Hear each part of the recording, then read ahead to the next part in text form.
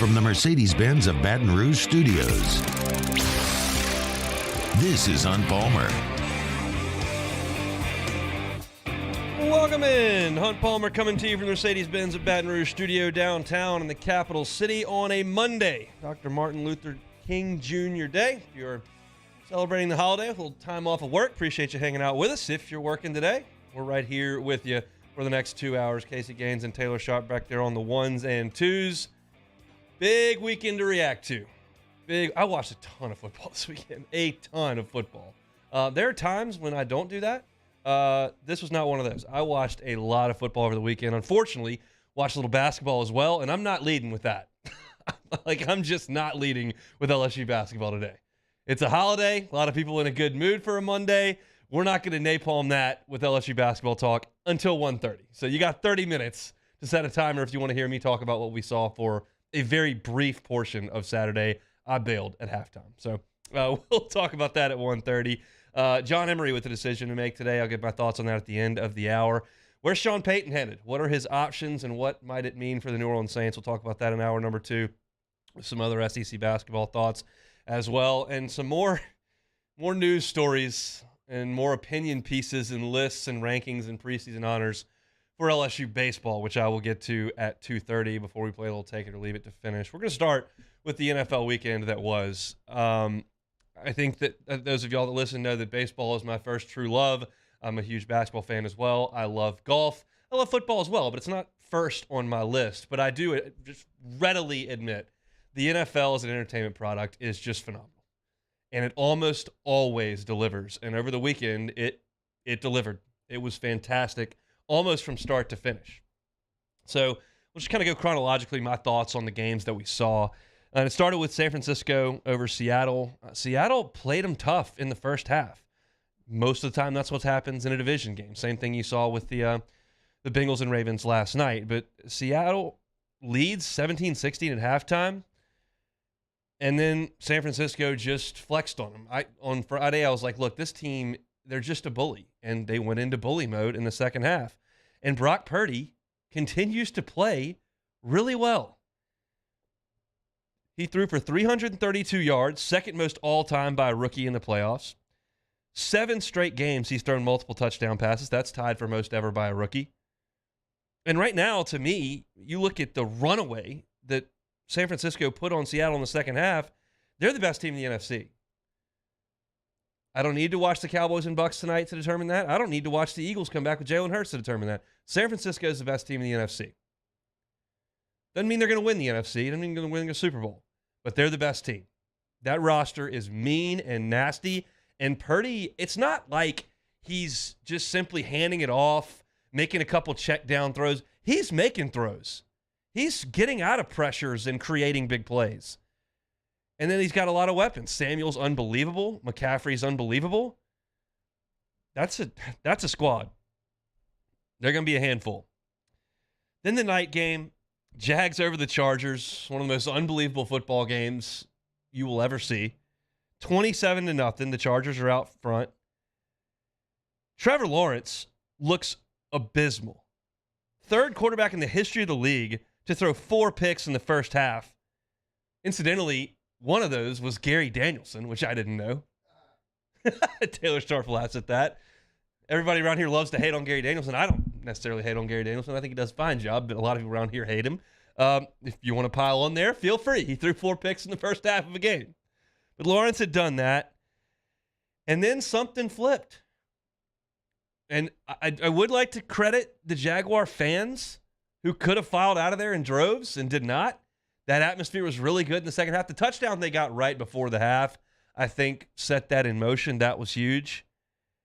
And San Diego couldn't score in the second half.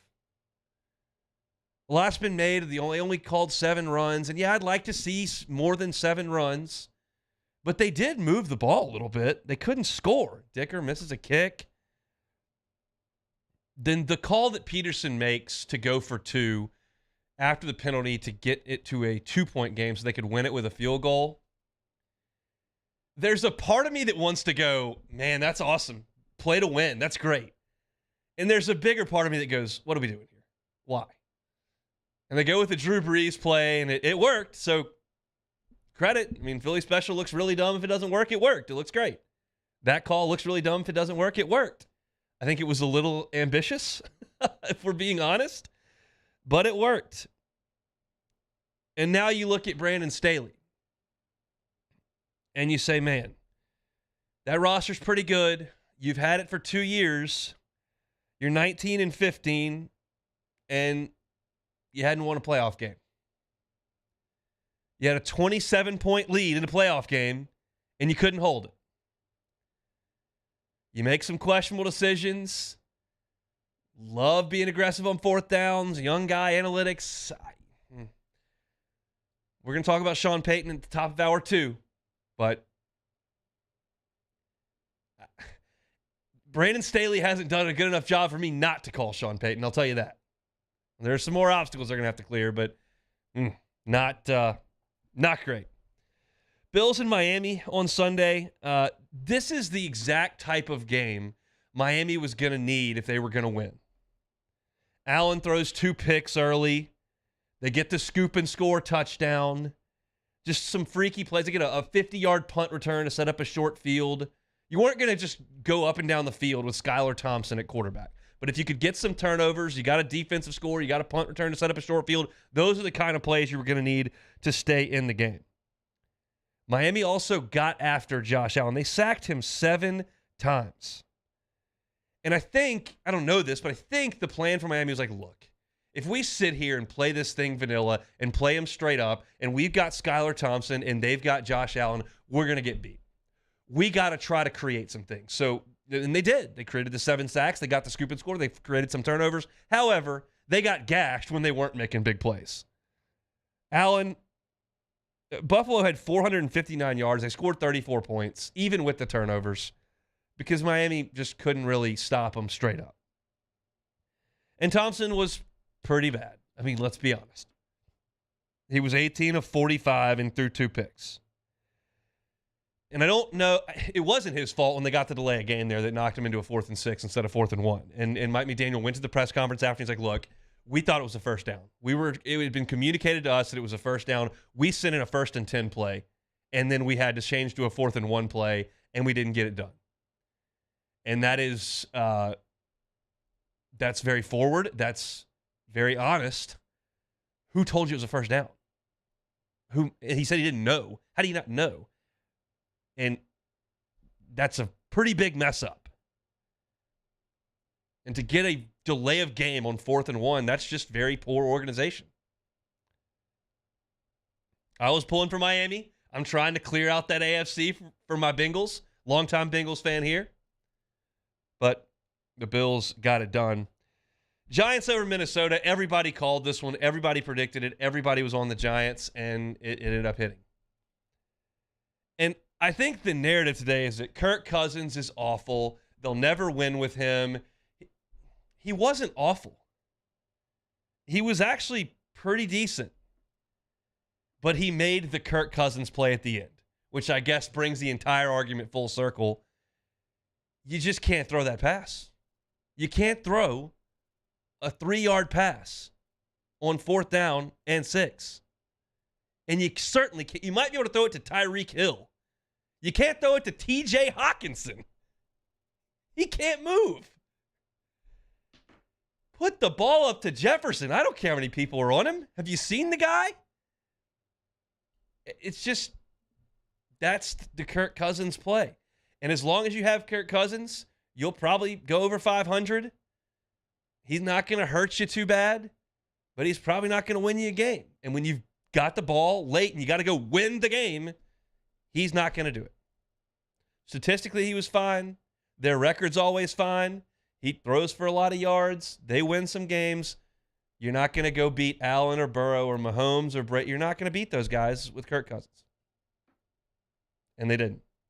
Didn't beat Daniel Jones with Kirk Cousins. In the nightcap last night, you got the Bengals over the Ravens 24-17. My biggest takeaway from this game is the Bengals' offensive line is cooked. It was awful last year. It was awful through 2 weeks this year. It improved. It was pretty good as of November, early December. And then Leal tears his ACL. Kappa hasn't played at guard. They don't have an update on him. And then Jonah Williams goes out. Jonah Williams is the worst left tackle in the NFL. Constantly gives up pressures. Gave up more sacks than any lineman in the NFL this year. But he's better than his backup, presumably. And it sounds like his backup's going to have to play. So you're going to have 3 starting offensive linemen down. They did not do a good job protecting Burrow. The Ravens were coming after him. And the Bengals weren't great on offense. They only scored 17 points. And the Ravens hung around and hung around and hung around. Then Eli Apple gets cooked. My Twitter goes nuts. When Eli Apple gets roasted, which happens fairly frequently, Saints Twitter explodes, and it just litters all over my feed. And they run the sluggo last night, and Apple jumps it. I mean, just taking candy from a baby. Right down the left sideline for a touchdown. But just a horrendous decision by an inexperienced quarterback in Huntley last night. They call the QB sneak, and instead of running it in, he tries to go airborne from the 3-yard line, and it's KJ Jefferson against Texas A&M. The same play. And here's my take from that play. Because I'm sitting there, and we've talked about this now for a week. I don't get NBC because AT&T can't figure it out. So I paid for Peacock. I paid my $4. And I'm literally, I have smart TVs. I can go watch it on TV. I was fine. I sat on my kitchen table last night with the game on my laptop. And it was fine. But I'm sitting there, and this play happens, and the ball gets knocked free, and Hubbard grabs it out of the air, and he's taken off, and he's got a convoy behind him of 3 Bengals. And Mark Andrews is closing on him, and none of these 3 guys turn around and block him. I was like, what are you doing? There's 3 of you. You have one job. Make sure nobody gets to Hubbard. You know he's going to run out of gas. He can't run a 100-yard wind sprint. Give him some help. Go watch the highlight. At the last second, they barely block Andrews. It could have been called a block in the back because they waited until he passed him. I was so frustrated. I was sitting at my table going, block him. Alyssa, my wife, said in the living room, she goes, what are you talking about? I was like, just don't worry about it. Big Bengals fan here. Go watch that highlight again. It is so frustrating. They have like 40 yards to block Andrews, and nobody turns around. But they finally did, and he goes in. And the Bengals could not close the game out on offense because they couldn't block Baltimore. And that's a big problem moving forward. They can game plan for it a little bit, I guess, now, understanding that things are going to have to happen really quickly. But that offensive line is it's really hard in the NFL to play with an offensive line that's shot. The Saints have tried to do it for weeks over the last couple of seasons with all the injuries they've had up front.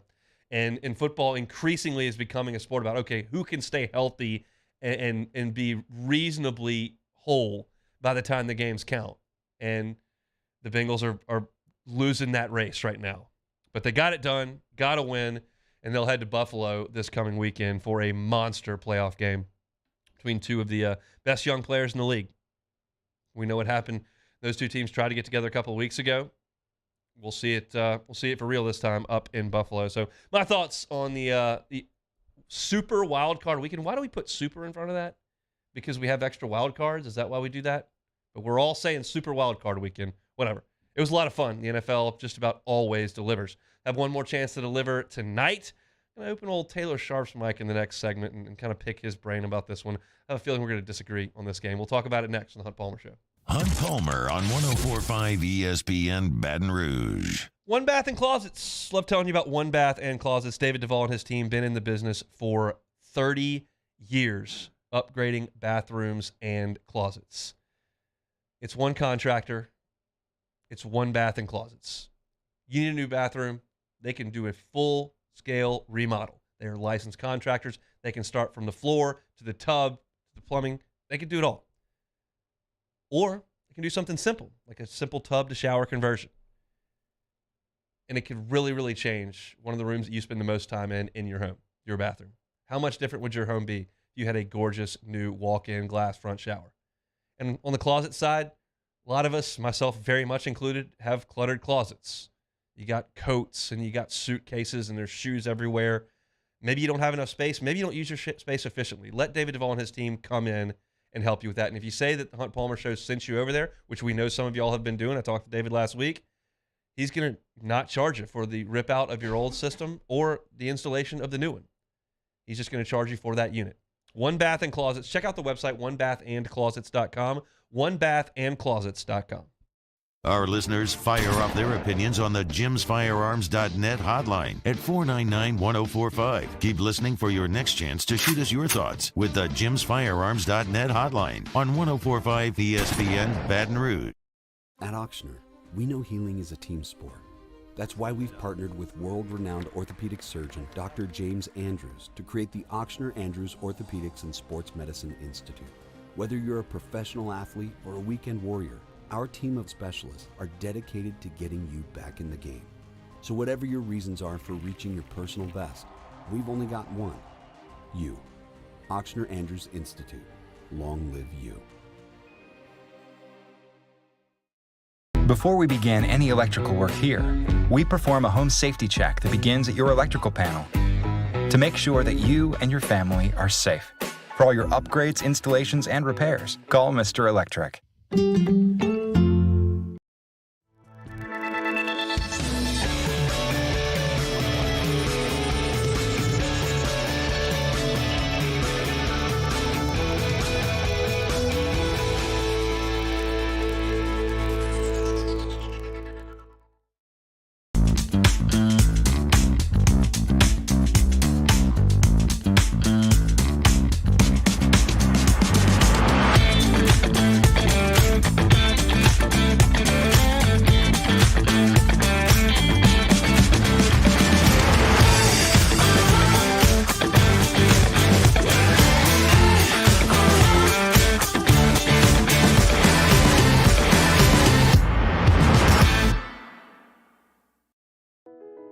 I've been doing business with Luba for 25 years. They're dependable, trustworthy. It's just the attention to detail with our clients. Our folks have years and years of experience. They're highly trained professionals, but many companies have that asset. What I'd like to think makes Luba a bit different is that we use those talents in a way that truly is dedicated to serving the needs of the folks who depend on us.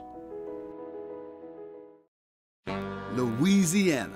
It's a place defined by culture, by pride, by passion, by people who do more than love this place. They celebrate it, elevate it, champion it. They are the individuals who embody what makes Louisiana great.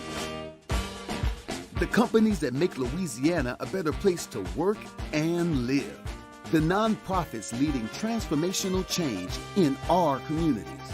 Champions of Louisiana are all around us, and LWCC is proud to celebrate them because we've always been Louisiana loyal, supporting the workers, the innovators, the change agents of this great place we call home.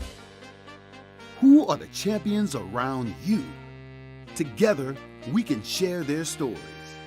Together, we can help our home state thrive. Together, Moscona inviting you to join us for Monday's AFR, presented by Relief Windows. We'll recap LSU, Alabama in hoops and the NFL playoff weekend. Join us for Monday's AFR, 3 to 6, 104.5 ESPN Baton Rouge.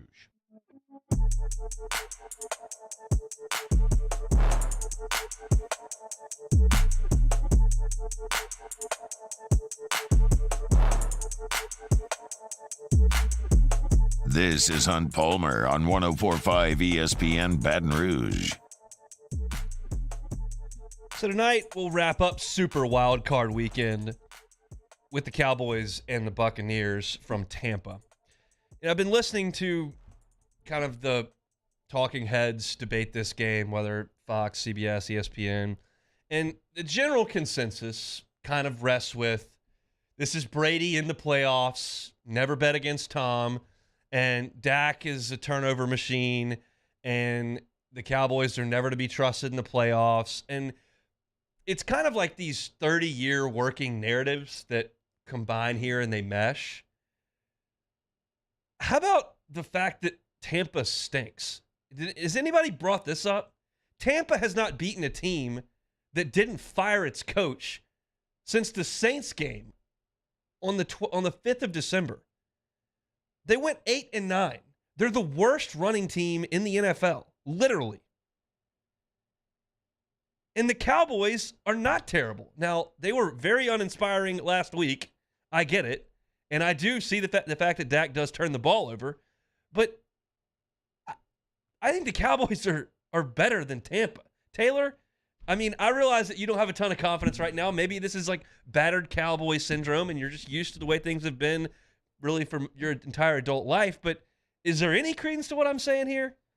No, there is. But at the same time, yes, they're terrible at running the ball, but that's okay. That's the strength of the Cowboys defense. The Cowboys have a problem at the back end. I mean, their number one safety is Jaron Kearse. If Jaron Kearse is your number one safety, guess what, Hunt? You ain't got no safeties. Tom Brady I can't say I'm the too ball. familiar with his work. He throws the ball more than anybody in the league. That works to their benefit. That's what the Cowboys do the worst. They did a stat on ESPN the other day. Trayvon Diggs has given up more 20-yard plus plays than almost every other starting corner in the NFL. And I know everybody looks at him like he gets a ton of picks. I don't think he's as good as his stats show. He jumps a lot of routes. He gets the pick or he gives up a big play. You're not going to trick Tom Brady. You're not going to outsmart him. I just think that the strength of the Bucs is the weakness of the Cowboys, and Tom Brady's the best in the league at picking that up.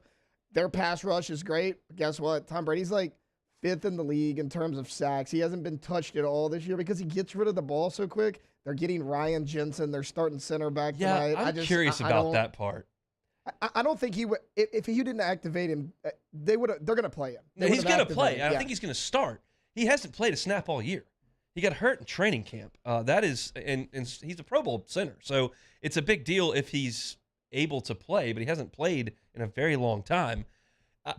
Brady can't move, and Dallas is going to come at him a little bit. It's just a matter of do the corners hold up because the ball's going to be coming out pretty quick, and I wouldn't imagine that Tom's going to throw a bunch of picks, but you still got, Lawrence and Parsons, and they can give you a lot of trouble. And the Bucs offensive line has not been awesome this year in any respect. Tom just gets the ball out so quickly. Well, that means that the routes aren't going to be very much down the field. You ought to be able to cover that length of time, I would think. You should. Look, I think the key to this game is going to be Dallas's offense, not their defense. It's going to come down to Kellen Moore's play calling. For whatever reason, time and time again, the Cowboys get a big lead, and he goes back to throwing the ball. Your two best offensive players so far this year are Ezekiel Elliott and Tony Pollard. You gotta run the ball. I mean, the Buccaneers haven't shown that they could stop the run. I mean, they've been okay at it. They haven't been great. Take the ball out of Dak's hands if you're scared he's going to have a turnover. Let these two guys carry it, control the clock, keep Brady off the field. 7 straight games with the turnover for Dak. That has not inspired too much confidence. The question I had that I wrote down in my notes here, Taylor, how big a game is this for Mike McCarthy? People are going to say it's bigger than it actually is. I don't think they get rid of Mike McCarthy. I hope they don't. I like Mike McCarthy. I mean, if you asked me right now, Saints fans would crucify me for this. Would you take Mike McCarthy or Sean Payton? I'm taking Mike McCarthy because I don't have to give up 3 draft picks. Okay. I thought you were just saying whoever wears the headset. Is he that much worse of a coach? I mean, both one Super Bowl appearance, one Super Bowl win. Peyton has a 64% winning percentage. McCarthy has a 62. I mean, are they that much different? I'm taking Mike McCarthy. I hope they don't fire him. I don't think it's that big of a game, though. I mean, I would like to see him win, but I think his job's secure. And you also have to weigh into it that Jerry. Say what you will about Jerry Jones, he does know he's got more years in the rearview mirror than he does in front of him.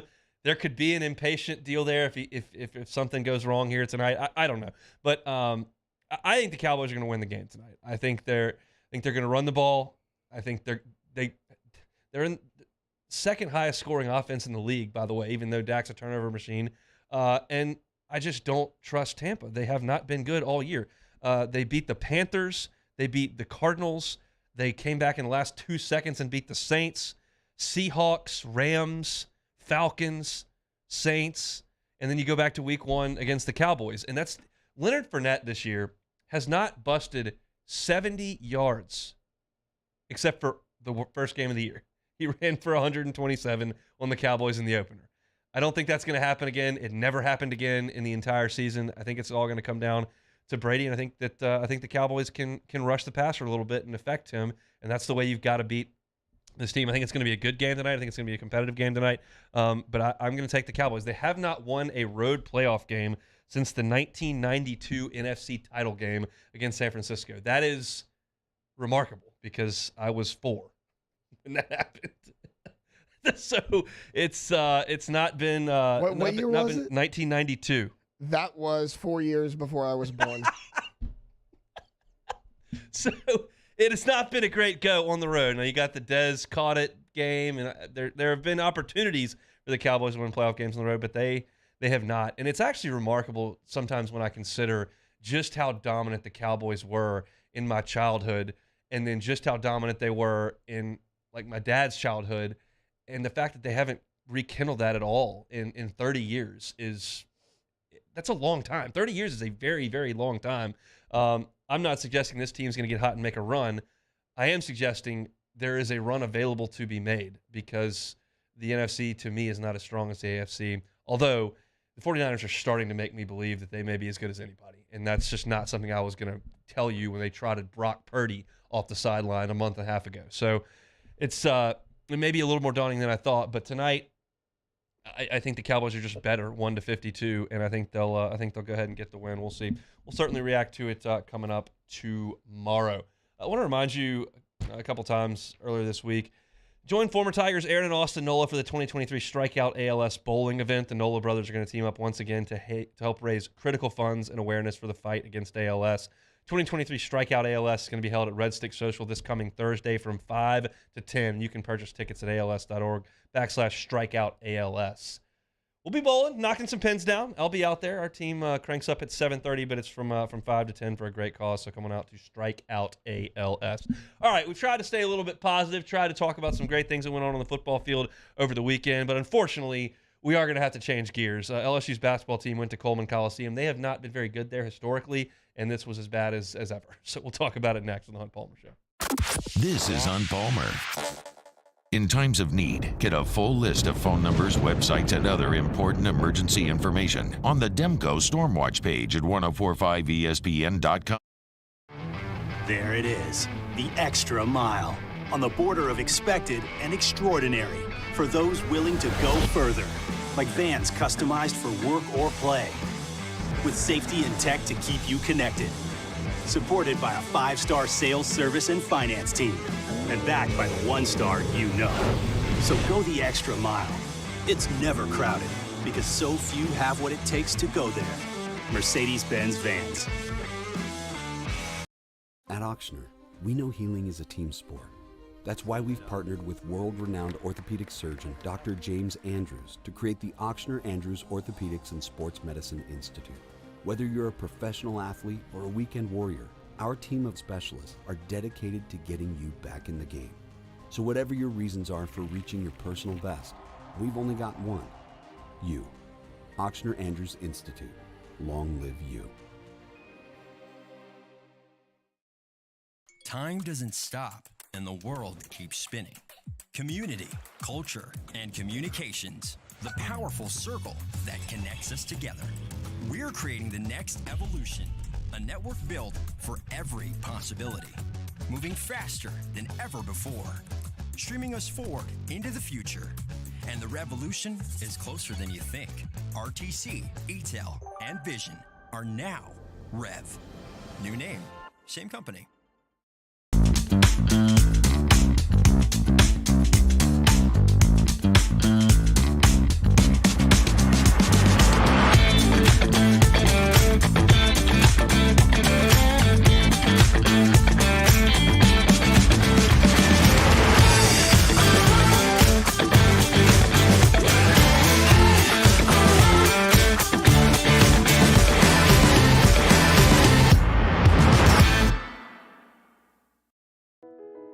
I've been doing business with Luba for 25 years.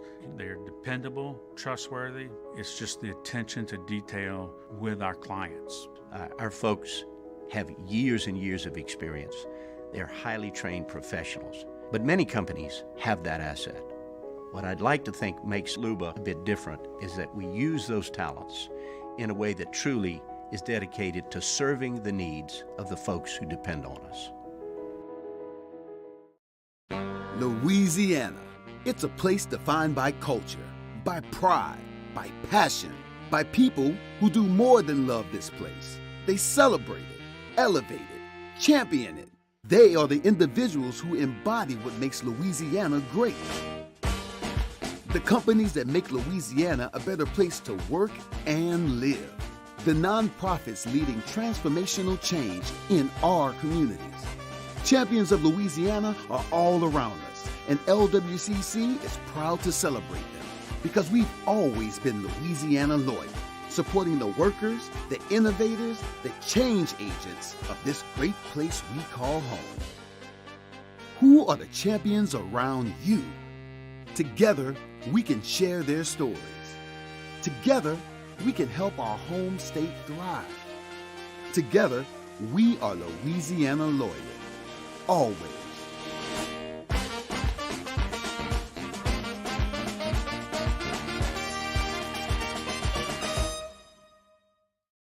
Three people walk into a bar. The first two order the same old margs. The third, Nuevo Topo Chico Margarita Hard Seltzer. Crafted with real lime juice and a crisp tequila flavor. Topo Chico Margarita Hard Seltzer. All right, let's say ah. Monday evening edition of Game Time presented by Bet Rivers. We're live at Rouge Creole in Perkins Row, recapping all of the college and NFL action from the weekend on 104.5 ESPN Baton Rouge.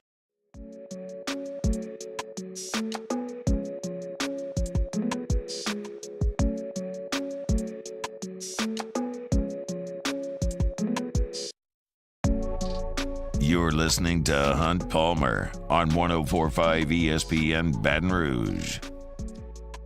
All right. I guess we'll talk about Saturday.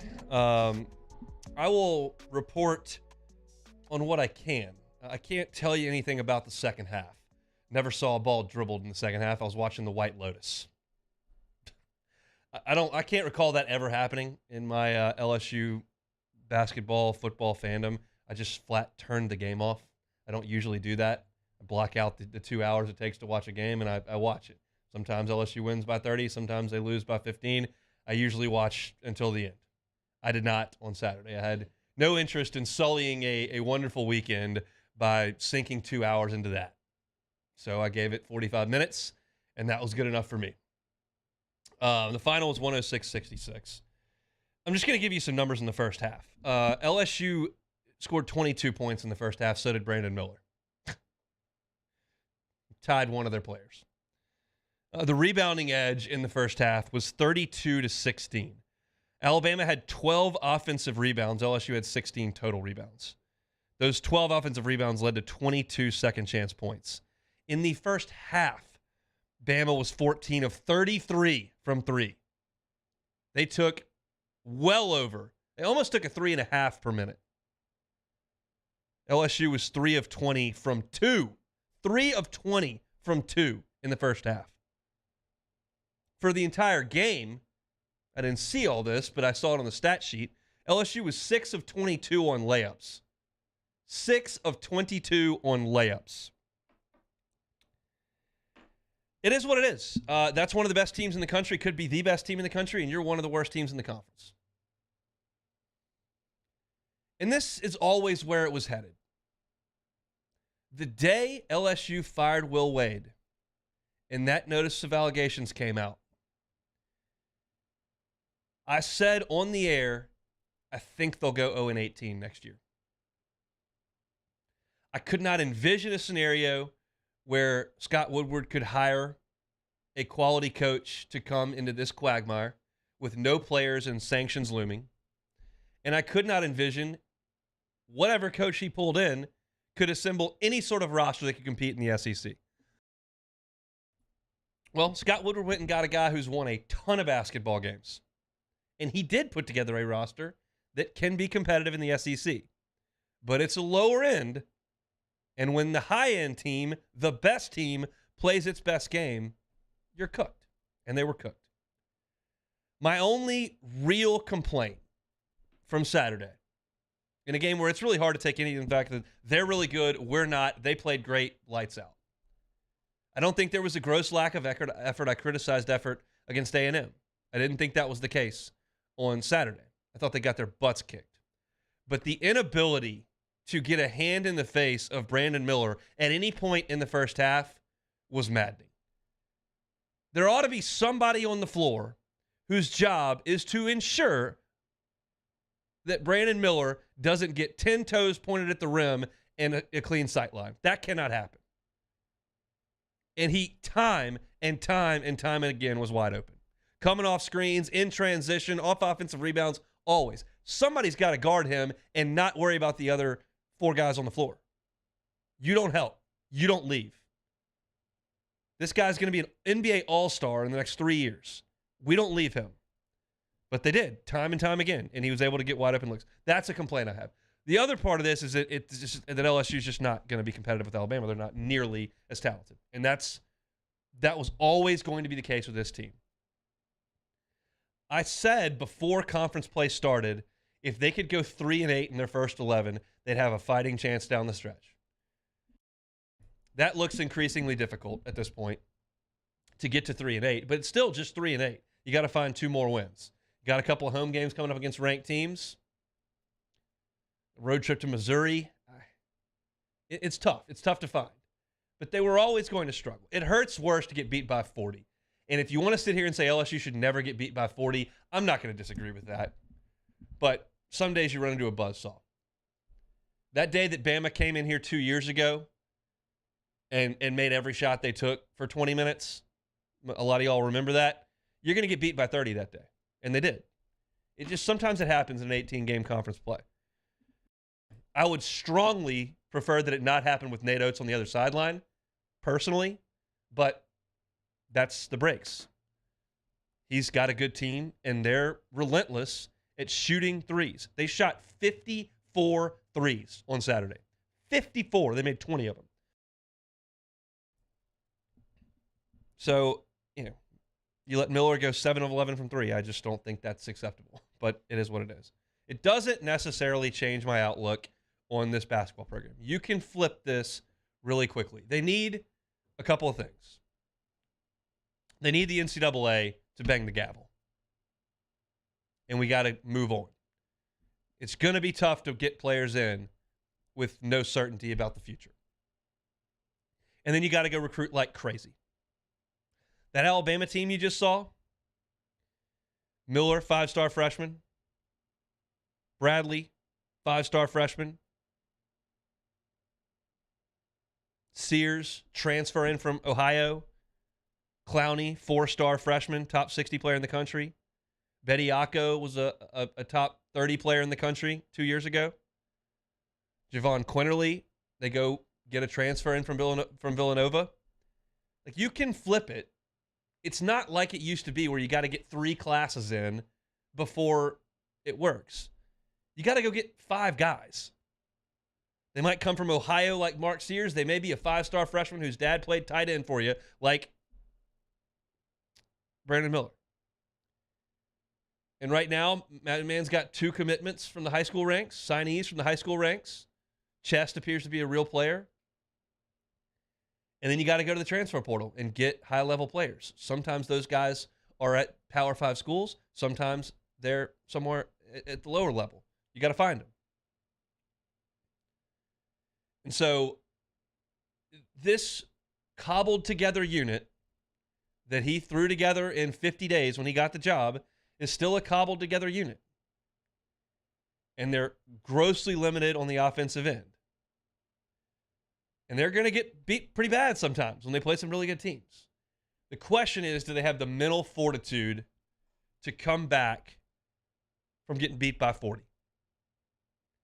Is that so deflating that you put the tape on, you watch it again, and you determine, man, we're not all that good, and you lose interest?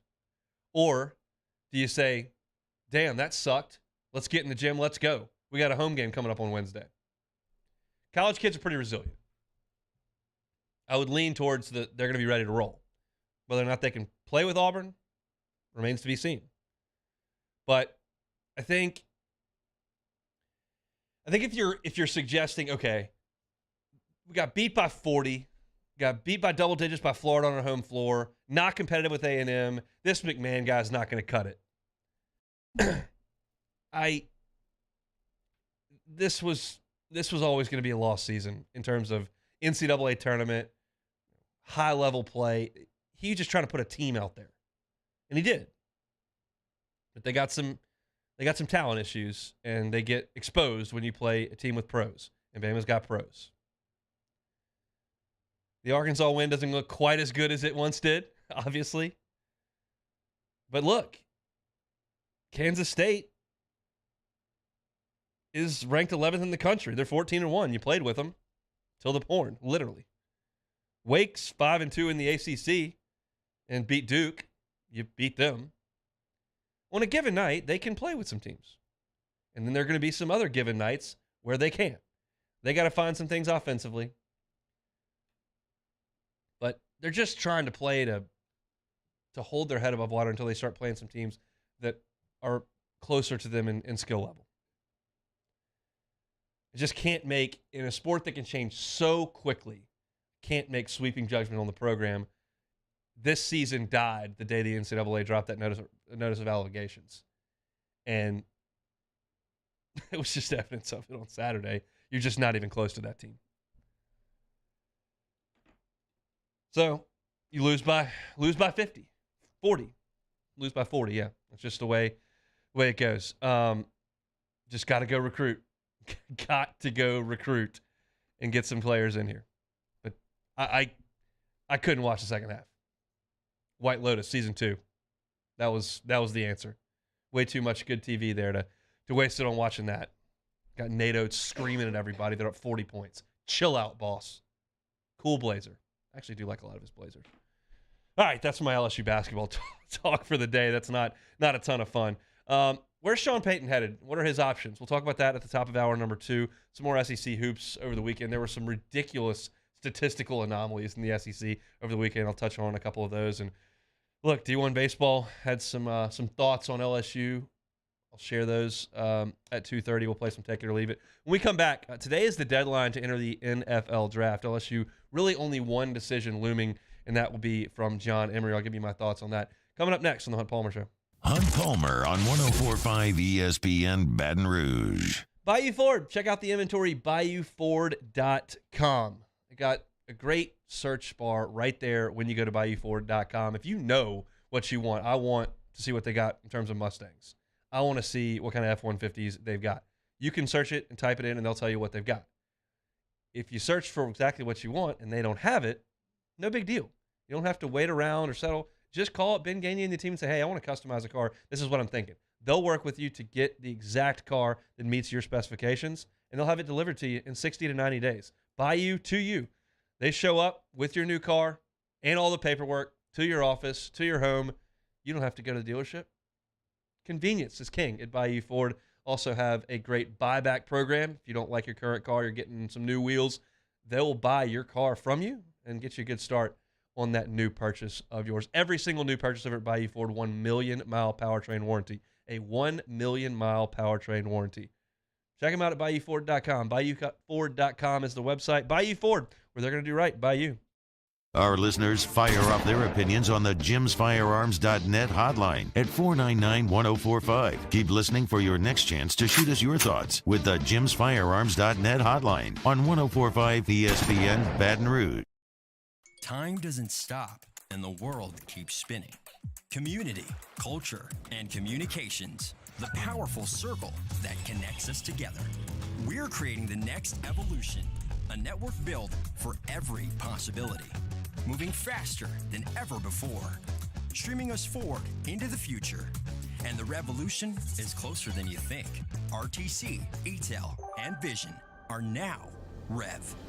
New name, same company. I've been doing business with Luba for 25 years. They're dependable, trustworthy. It's just the attention to detail with our clients. Our folks have years and years of experience. They're highly trained professionals. But many companies have that asset. What I'd like to think makes Luba a bit different is that we use those talents in a way that truly is dedicated to serving the needs of the folks who depend on us. There it is, the extra mile, on the border of expected and extraordinary, for those willing to go further, like vans customized for work or play, with safety and tech to keep you connected, supported by a 5-star sales, service, and finance team, and backed by the 1-star you know. So go the extra mile. It's never crowded, because so few have what it takes to go there. Mercedes-Benz Vans. At Auctioner, we know healing is a team sport. That's why we've partnered with world-renowned orthopedic surgeon Dr. James Andrews to create the Auctioner Andrews Orthopedics and Sports Medicine Institute. Whether you're a professional athlete or a weekend warrior, our team of specialists are dedicated to getting you back in the game. So whatever your reasons are for reaching your personal best, we've only got one. You. Auctioner Andrews Institute. Long live you.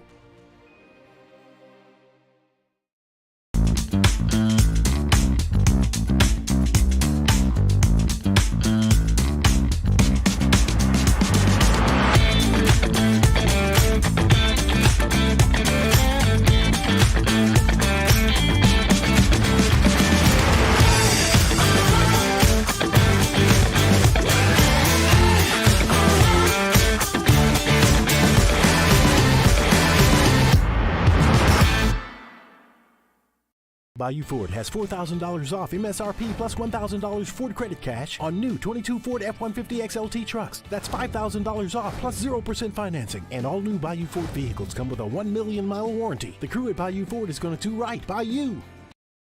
I've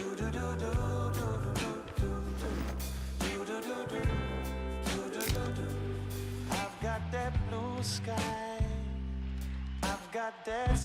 NFL Wild Card Weekend. Tune in Saturday when the 49ers host the Seahawks at 3:30 p.m., immediately followed by the Jaguars and Chargers at 7:15. Then on Sunday, the Bills host the Dolphins at noon, the Vikings host the Giants at 3:30, and the Bengals host the Ravens at 7:15. Right here on 104.5 ESPN Baton Rouge.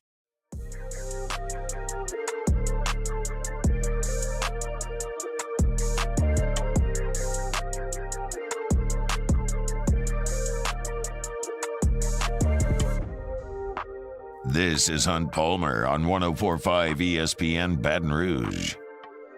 Been some announcements trickling out around the country. Players declaring for the NFL draft. C.J. Stroud, Ohio State quarterback, announced. Jordan Addison, wide receiver out of USC, announced he's declaring for the draft as well. No word out of Baton Rouge on the future of John Emery Jr.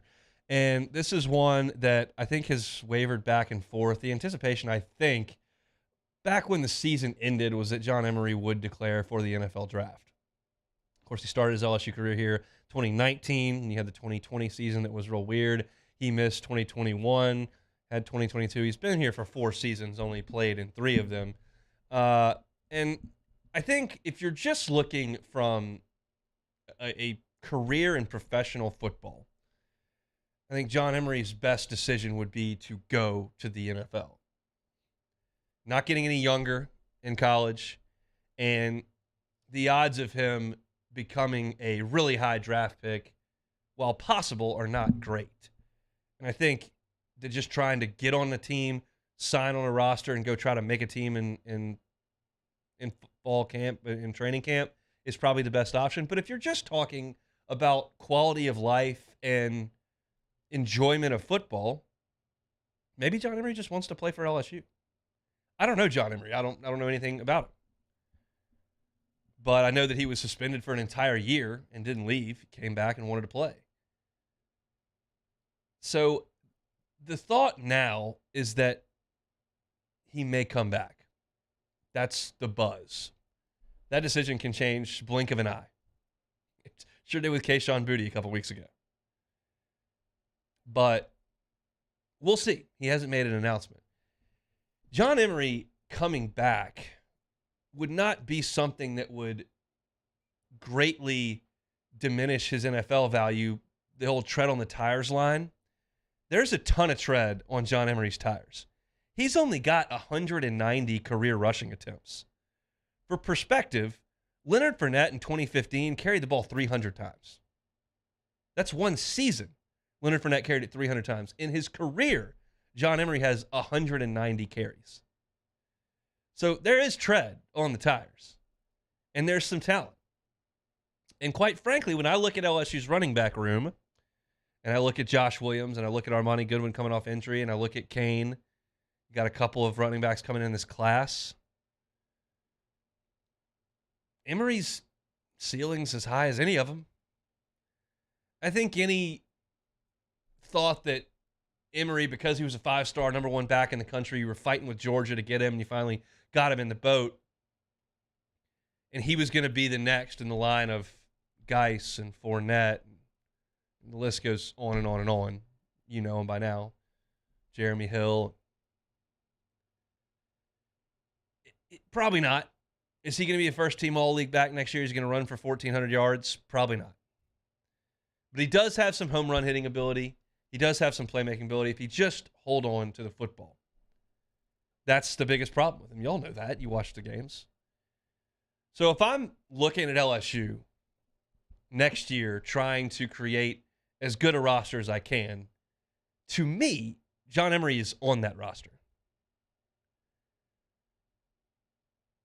I don't think that this maybe looks as productive as the great backs that LSU has had. I don't think they've got any of those on the roster, like I mentioned. But I'll take him as a guy in the rotation as opposed to not. And if he does come back, I think that pretty much cements your running back room. If he leaves, you could consider running back out of the portal, but it's not necessary. You got 4 guys that can help you. That's enough. And certainly, Emery, Kane, Williams, Goodwin, and 2 freshmen is enough. So, again, we don't have a decision from his camp. I don't know what he's weighing against what he's not. I don't know where he is in the classroom. I don't know what his situation is. Sometimes that information is a little bit more apparent than other times. There have been players in the past where you've heard that, you know, there are some people back home that could really use a check if you can try to go get one. I don't know what John Emery's situation is. But he has tread on the tire. He's got some ability. I kind of hope that John Emery decides to come back, and that really puts the cement around an offense that could be really good next year. You got a couple of quarterbacks that you think can be really good players. You bring back almost your entire offensive line. You've got a ton of talent out at wide receiver, veteran running backs, some balance in those backs. Should be a team that can score a lot of points. That's certainly my hope for next year. So again, no word that I have seen on John Emery, but today is the deadline to decide whether or not you are going to declare for the NFL draft or you're going to come on back to school. Still got a couple more days for the transfer portal to stay open. But as far as the NFL draft goes, today is the last day. So we'll see what the senior running back decides to do.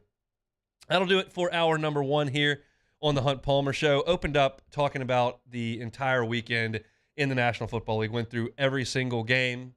Interesting coaching decisions, statistics, feelings, thoughts, all that in the open. Then we talk Cowboys Bucks in segment number 2. Taylor thinks his team's getting run off the field today. I think they're going to win the game because I think Tampa stinks.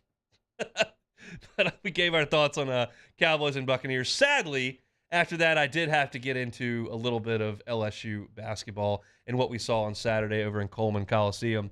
But if you missed any of it, you want to hear it, you can catch it on demand, 1045ESPN.com. Go to the On Demand tab.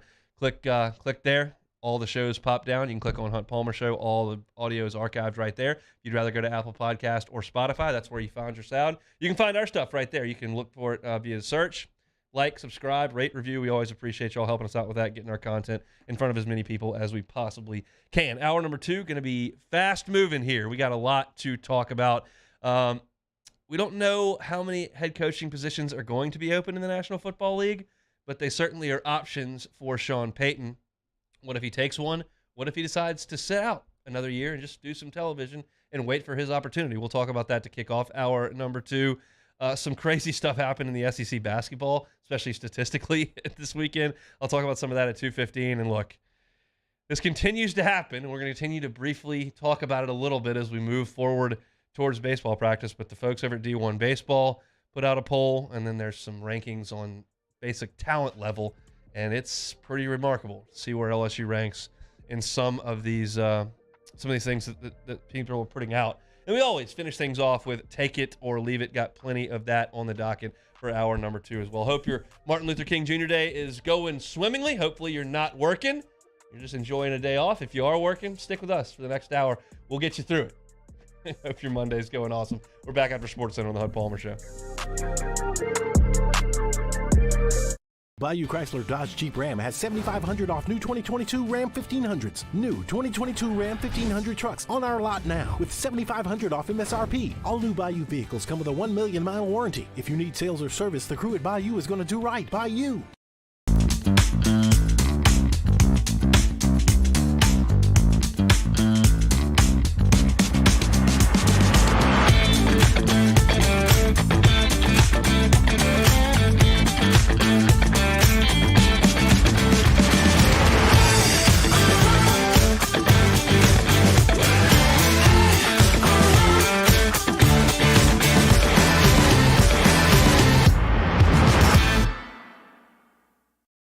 Time doesn't stop, and the world keeps spinning.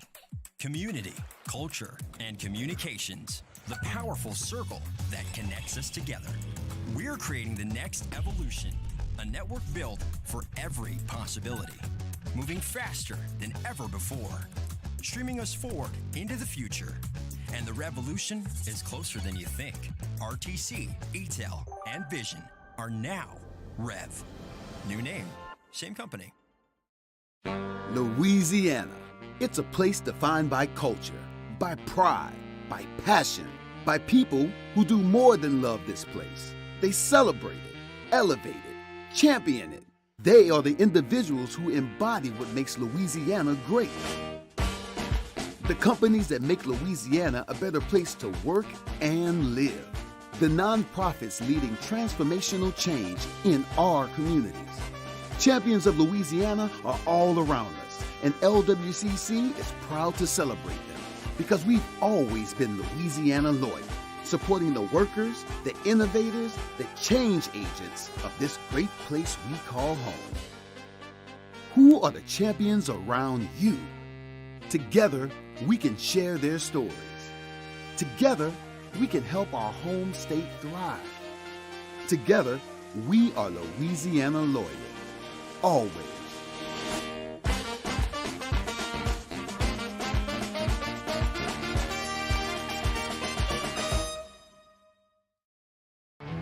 There it is, the extra mile, on the border of expected and extraordinary, for those willing to go further, like vans customized for work or play, with safety and tech to keep you connected, supported by a 5-star sales, service, and finance team, and backed by the 1-star you know. So go the extra mile. It's never crowded, because so few have what it takes to go there. Mercedes-Benz Vans. At Auctioner, we know healing is a team sport.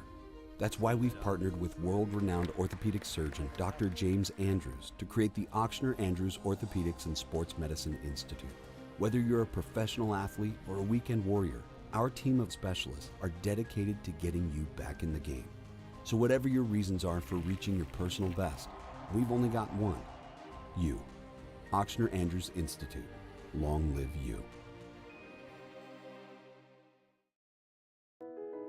I've been doing business with Luba for 25 years.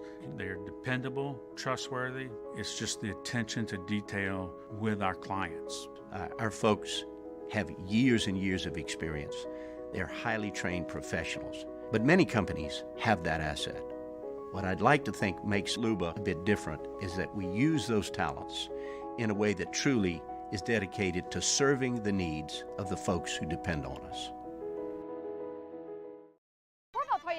This is here to help you ring in the new year with no markups, and you'll never pay over MSRP. And we have new inventory arriving daily. So Happy New Year from our Corvell Toyota family to yours.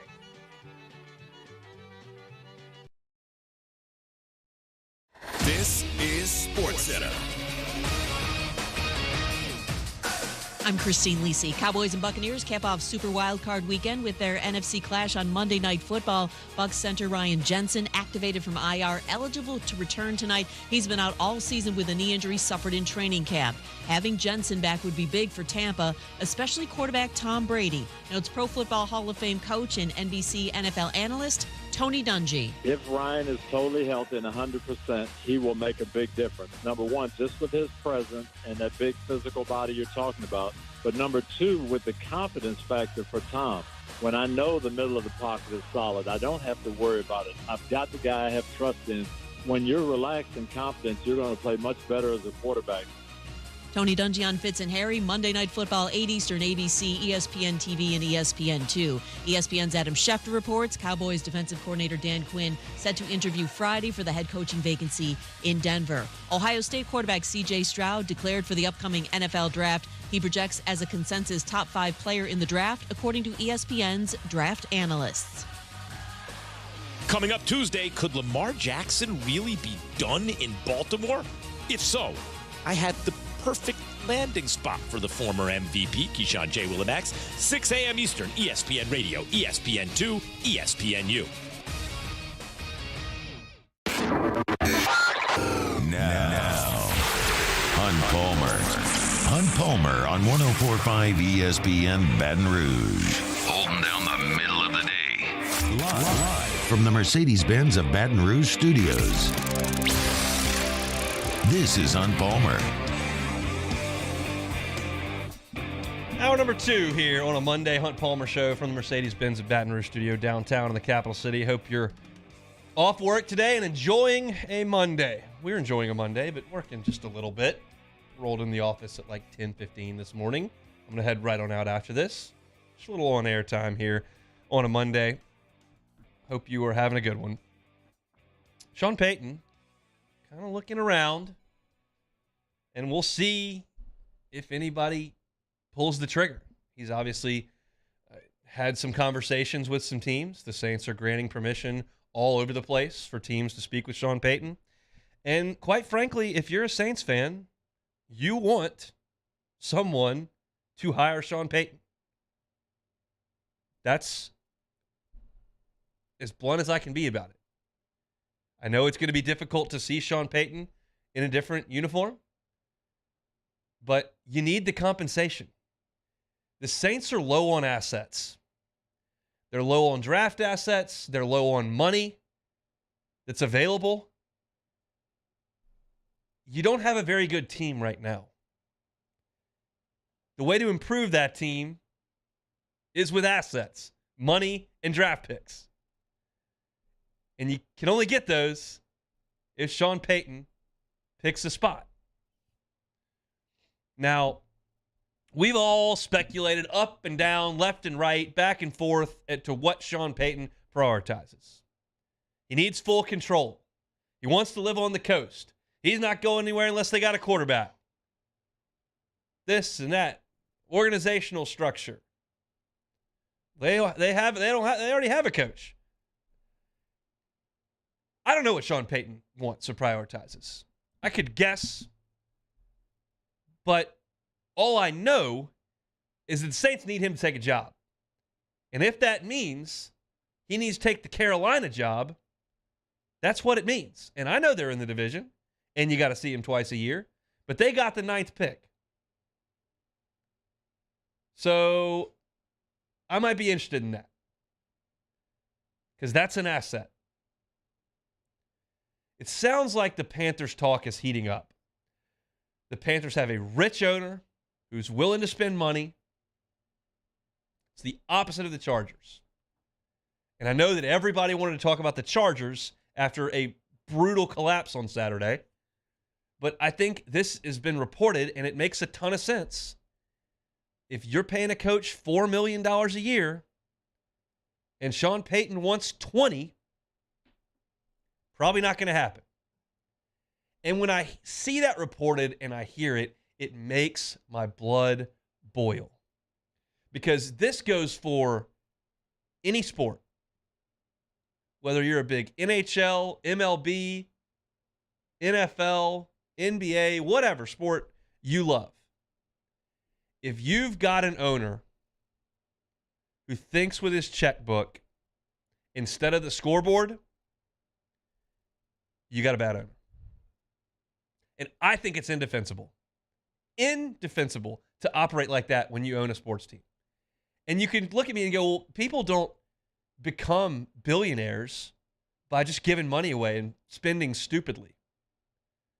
And I would say very directly, if you don't want to worry about money anymore, sell the team for $2 billion.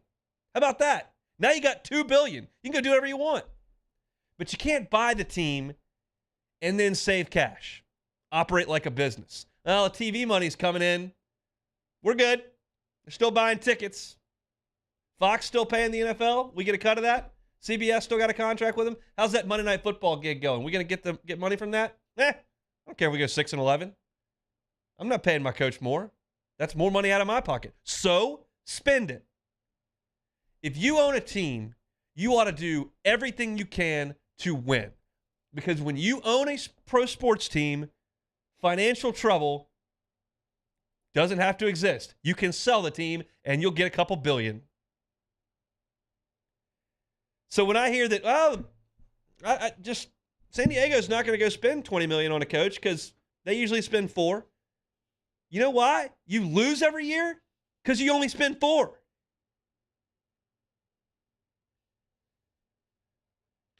San Diego seems like an awesome spot. Great weather, young QB, coastal, quarterback, maybe control. But the money doesn't work. The money doesn't work. And that brings us back around to Carolina, who I think would spend $20 million on a coach. And if you're a Saints fan, you're going, I cannot look at him twice a year. He's going to beat us.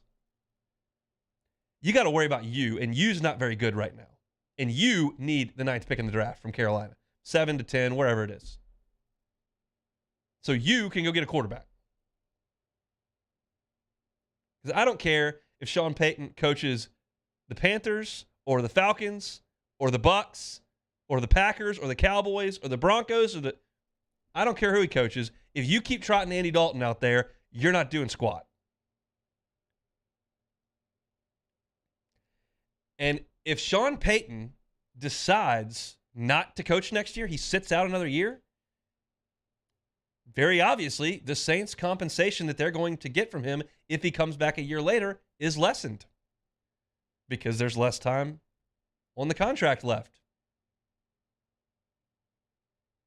This is what happened to the Cubs in a totally different world. They couldn't get any of their players extended. And by the time there was only half a year left on their contracts, you get a bunch of guys that play in single A that are 17 years old. You trade Chris Bryant with 2 years on his contract, you get something really good. You trade Sean Payton with 3 years on his contract, you get something pretty good. You trade him with 1 year left on the contract, not as good. So if you're a Saints fan, you need Sean Payton to take one of these jobs because you need draft picks. And Sean Payton went on, I believe it was Cowherd's show today. I saw the tweet. Maybe it's still up on my phone. I know what the quote is. I just don't remember what show it was on. Yeah, on Cowherd's show. He's talking to Houston, Denver, and Carolina this week, and he believes that there is the compensation for him would be a middle to late first-round pick. Well, the problem with that is, what if you don't have a middle to late first-round pick? You only have an early one. Like, you don't just move it back. It's where you finished. Houston picks second. I mean, I guess you could take the one that falls 12th if you want to, but that's not late. Now, Denver, they picked 28th in the first round. So that pick might make sense. But you don't get to pick where your draft pick is now. It's pretty much set. So in any event, the Saints need him to take a job. And I personally don't care if it's in the division if I'm a Saints fan. I need assets, and I'm low on them. And he's one. So it's a phenomenal situation for Sean Payton to be in because he's going to command a ton of money and because he's kind of high on everybody's list and coaching turns over so quickly in the league. I think that Denver and Carolina will spend money. Don't know about Houston just yet. That organization seems like such a dumpster fire. I laughed at that notion when Houston moved on from Lovie Smith and I was on the air. I was like, you're not going there. They've had 3 coaches in 3 years. They're so dysfunctional. But they give him everything they want. It's been a pretty bad division historically. Maybe it's an option. Second pick sounds nice. We shall see. Sean Payton seems to think middle or late first round pick would be the compensation. Either way, like I said, if you're a Saints fan, hope he jumps in because you need that to happen ASAP so you can go try to improve your aging and expensive roster. We'll keep you posted as things happen over the next week, but I think you're 7 to 10 days out from potentially something happening with Sean Payton. That'll be great news, in my opinion, for Saints fans. SEC basketball over the weekend, some surprising scores, as well as some interesting statistics. We'll get to some of that before we get to LSU baseball talk at the bottom of this hour. Don't go anywhere. It's Hunt Palmer Show. This is Hunt Palmer. In times of need, get a full list of phone numbers, websites, and other important emergency information on the Demco Stormwatch page at 1045ESPN.com. Follow us on Twitter at 1045ESPN to cast your vote in the Citizens Bank and Trust poll of the day. Vote daily inside Off the Bench, anytime. Hunt Palmer. And after further review, Citizens Bank and Trust brings you the poll of the day via Twitter at 1045ESPN. Time doesn't stop, and the world keeps spinning. Community, culture, and communications. The powerful circle that connects us together. We're creating the next evolution. A network built for every possibility. Moving faster than ever before. Streaming us forward into the future. And the revolution is closer than you think. RTC, ETEL, and Vision are now Rev. New name, same company. Bayou Chrysler Dodge Jeep Ram has $10,000 off MSRP on all new 2022 Black Widow Jeep Gladiators in stock. All new Bayou vehicles come with a 1 million mile powertrain warranty and free delivery. If you need sales or service, the crew at Bayou is going to do right by you. Louisiana. It's a place defined by culture, by pride, by passion, by people who do more than love this place. They celebrate it, elevate it, champion it. They are the individuals who embody what makes Louisiana great. The companies that make Louisiana a better place to work and live. The nonprofits leading transformational change in our communities. Champions of Louisiana are all around us, and LWCC is proud to celebrate them because we've always been Louisiana loyal, supporting the workers, the innovators, the change agents of this great place we call home. Who are the champions around you? Together, we can share their stories. Together, we can help our home state thrive. Together, we are Louisiana loyal. Always.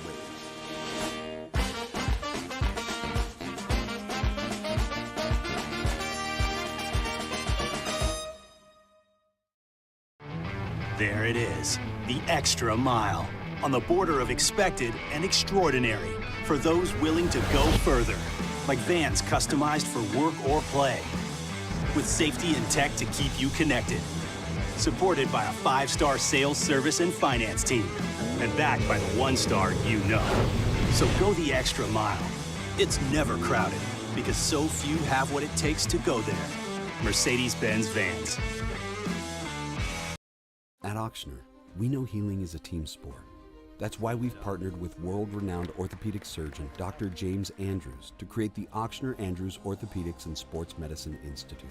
Whether you're a professional athlete or a weekend warrior, our team of specialists are dedicated to getting you back in the game. So whatever your reasons are for reaching your personal best, we've only got one. You. Auctioner Andrews Institute. Long live you. I've been doing business with Luba for 25 years. They're dependable, trustworthy. It's just the attention to detail with our clients. Our folks have years and years of experience. They're highly trained professionals. But many companies have that asset. What I'd like to think makes Luba a bit different is that we use those talents in a way that truly is dedicated to serving the needs of the folks who depend on us. Moon Griffon is back. The voice of Louisiana politics makes his return to Baton Rouge. Catch the Moon Griffon Show weekdays from 9 to 11 a.m. on Talk 107.3. Gulf Coast Bank and Trust is... Matt Moscona inviting you to join us for Monday's AFR, presented by Relief Windows. We'll recap LSU, Alabama in hoops and the NFL playoff weekend. Join us for Monday's AFR, 3 to 6, 104.5 ESPN Baton Rouge.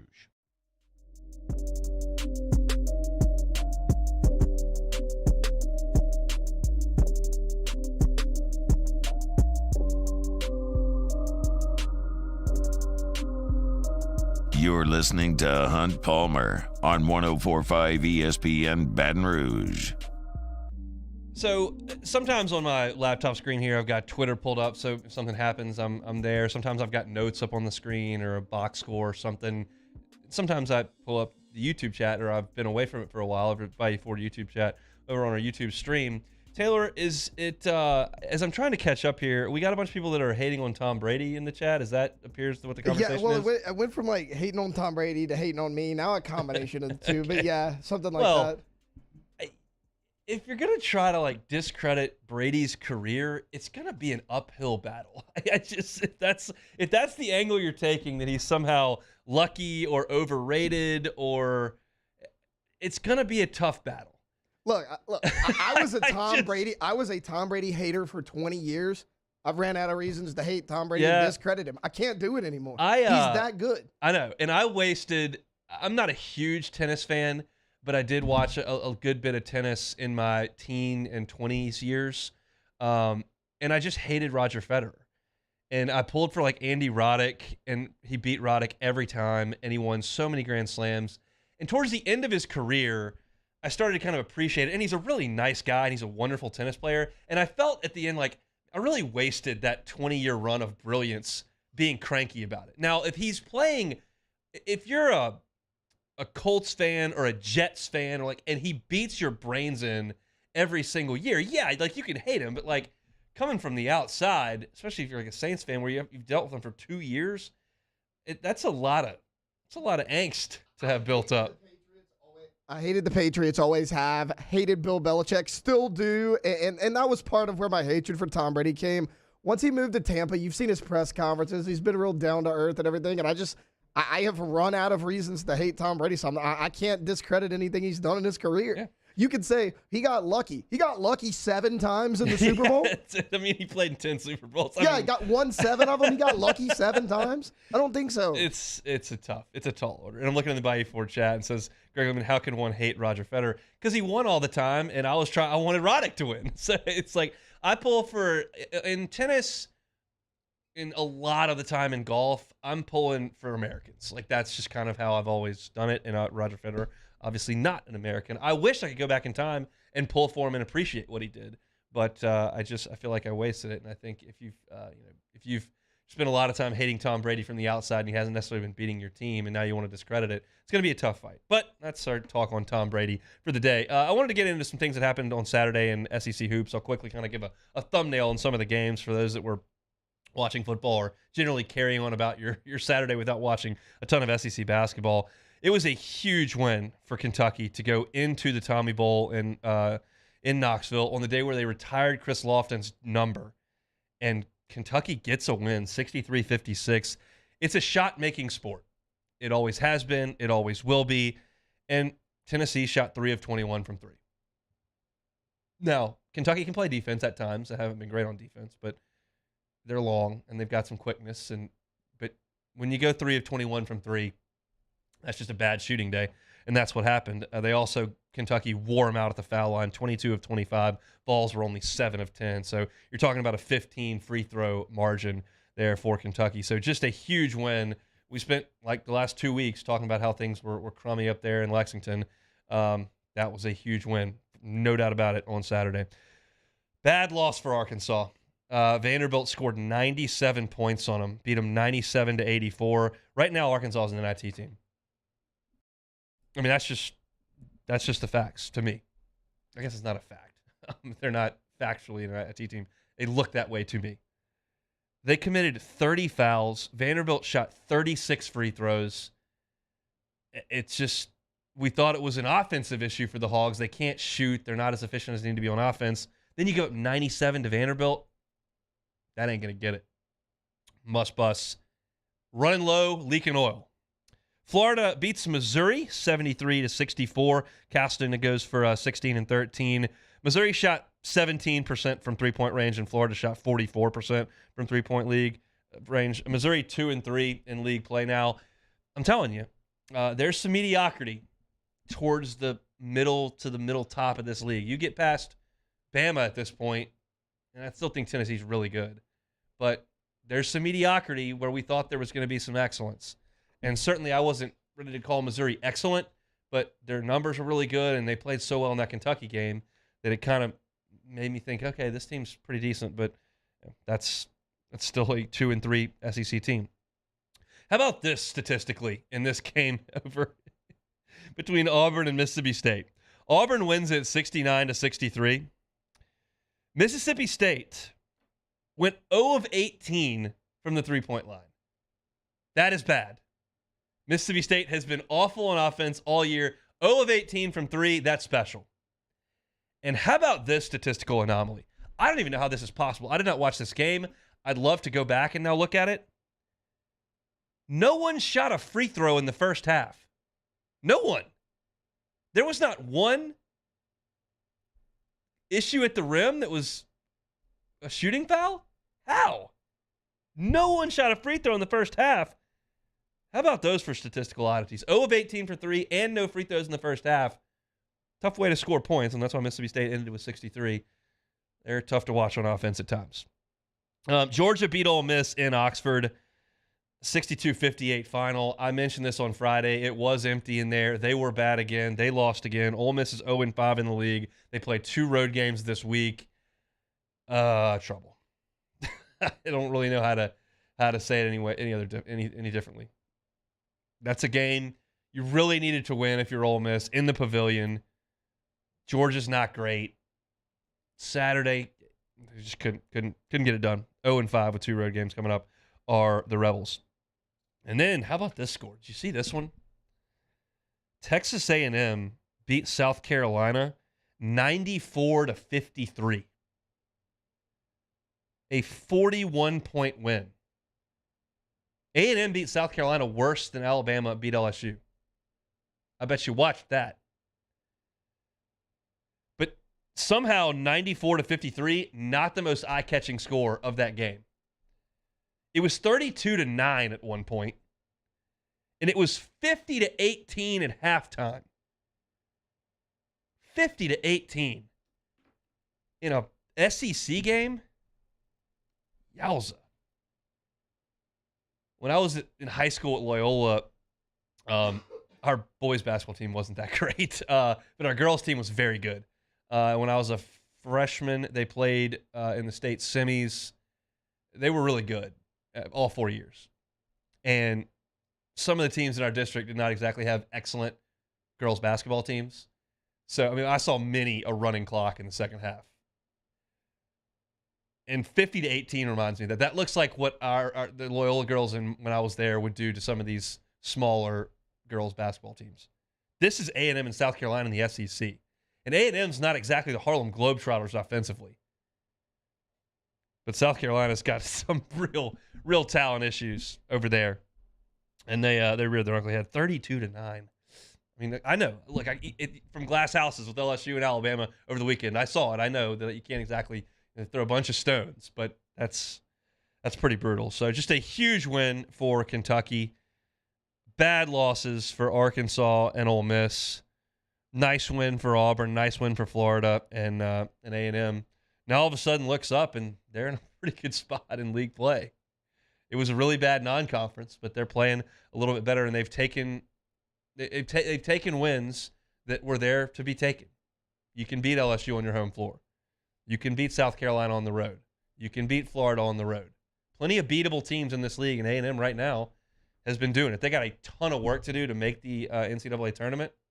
Hopefully we don't have another press conference like we did last year where Buzz is crying at the microphone when they get left out. But that's where you're headed when you play a non-conference schedule like that. But they're in a really good spot in league play. They've played very, very well, unfortunately. But I don't really have necessarily the hatred for A&M basketball that I do for football. I don't fear A&M basketball. I don't think A&M basketball is really a factor at this point. I hate them plenty enough in baseball, but football is really where I have more dislike. I guess I wonder if do y'all just hate all the SEC teams blanket and it's all the same, or is it sport by sport? Like, you can hate Kentucky basketball. How much do you hate Kentucky football? How much do you hate Kentucky baseball? I don't like Nick Mingione, but how much do you hate Vandy football? You might not like Tim Corbin. I think it goes in different levels. A&M football hate, that's up there at 10. A&M basketball hate, that's like a 3. Just my thoughts. Speaking of baseball, they continue to roll out some content on the different sites, Perfect Game, D1 Baseball. They're putting out all these lists. So there were some put out over the last 72 hours that is interesting to me. So we'll talk a little baseball here at the bottom of hour number 2. Come back with us after this time out on the Hunt Palmer Show. This is Hunt Palmer. Our listeners fire off their opinions on the jimsfirearms.net hotline at 499-1045. Keep listening for your next chance to shoot us your thoughts with the jimsfirearms.net hotline on 1045 ESPN Baton Rouge.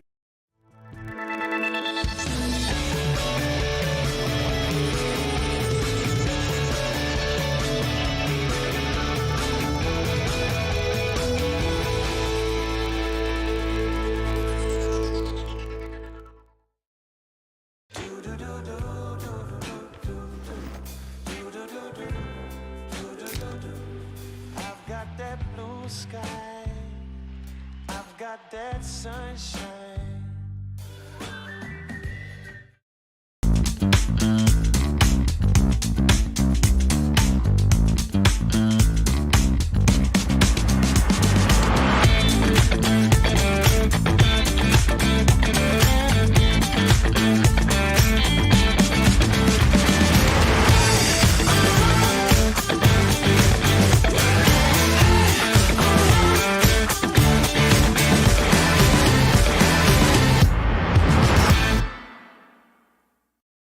Time doesn't stop, and the world keeps spinning. Community, culture, and communications, the powerful circle that connects us together. We're creating the next evolution, a network built for every possibility, moving faster than ever before, streaming us forward into the future. And the revolution is closer than you think. RTC, ETEL, and Vision are now Rev. New name, same company. Louisiana. It's a place defined by culture, by pride, by passion, by people who do more than love this place. They celebrate it, elevate it, champion it. They are the individuals who embody what makes Louisiana great. The companies that make Louisiana a better place to work and live. The nonprofits leading transformational change in our communities. Champions of Louisiana are all around us, and LWCC is proud to celebrate them because we've always been Louisiana loyal, supporting the workers, the innovators, the change agents of this great place we call home. Who are the champions around you? Together, we can share their stories. Together, we can help our home state thrive. Together, we are Louisiana loyal. Always.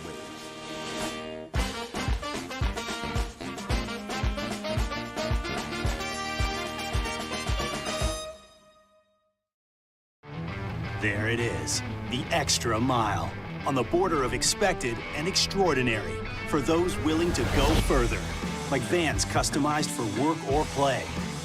with safety and tech to keep you connected. Supported by a 5-star sales, service, and finance team. And backed by the 1-star you know. So go the extra mile. It's never crowded because so few have what it takes to go there. Mercedes-Benz Vans. At Auctioner, we know healing is a team sport. That's why we've partnered with world-renowned orthopedic surgeon Dr. James Andrews to create the Auctioner Andrews Orthopedics and Sports Medicine Institute. Whether you're a professional athlete or a weekend warrior, our team of specialists are dedicated to getting you back in the game. So whatever your reasons are for reaching your personal best, we've only got one. You. Auctioner Andrews Institute. Long live you. I've been doing business with Luba for 25 years. They're dependable, trustworthy. It's just the attention to detail with our clients. Our folks have years and years of experience. They're highly trained professionals. Monday evening edition of Game Time presented by Bet Rivers. We're live at Rouge Creole in Perkins Row, recapping all of the college and NFL action from the weekend on 104.5 ESPN Baton Rouge.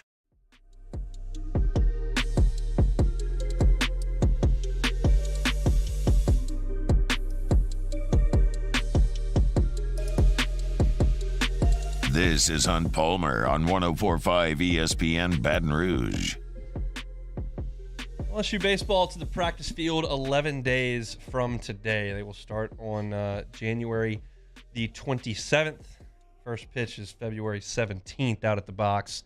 I tweeted this out yesterday. I was out walking with wife and son yesterday, just cruising around the neighborhood, enjoying some of the great weather. And I was like, man, 63 degrees, sunny on a Sunday. That screams out box to me. Like, I got to get out to the box and watch some baseball. It'll get here soon enough. And I've often talked about the fact that when one sport slips, the next one gets amplified. If football kind of gets a little rocky, and we had some of those really good basketball teams the last couple of years, you kind of, the intensity level goes up to it. And with basketball kind of limping as we expected, it just kind of gets guys kind of twitching, looking for baseball. And it's kind of where we are. And the reason I'm doing this segment is not to suggest to you that LSU has a talented baseball team. I think everyone around here knows that LSU's baseball team is pretty talented. But you're going to listen to the guys in the morning. You're going to listen to Hanny. You're going to listen to me. You're going to listen to Matt, Jimmy, various guests that we have on that cover the team. And we're all going to tell you how great LSU could be this year. And that's fine. I mean, Matt had Ben Mintz on last week and literally said LSU would win 50 games this year. Well, they play 56. If they go 51-5 in the regular season, I'm going to be surprised. That is really hard to do and almost impossible. Oregon State pulled it off, but it's just really tough to do, especially in the SEC. So, no, I do not think they'll win 50 games in the regular season. But the fact of the matter is that T-Bob went to LSU, and Jacob went to LSU, and Hanny went to LSU, and I went to LSU, and Matt went to LSU, and Jimmy went to LSU. So we're going to have some purple and gold tint to our glasses at times. It's unavoidable. But the people that we're talking about that are talking about this baseball team in this segment have no purple and gold tint in their shades.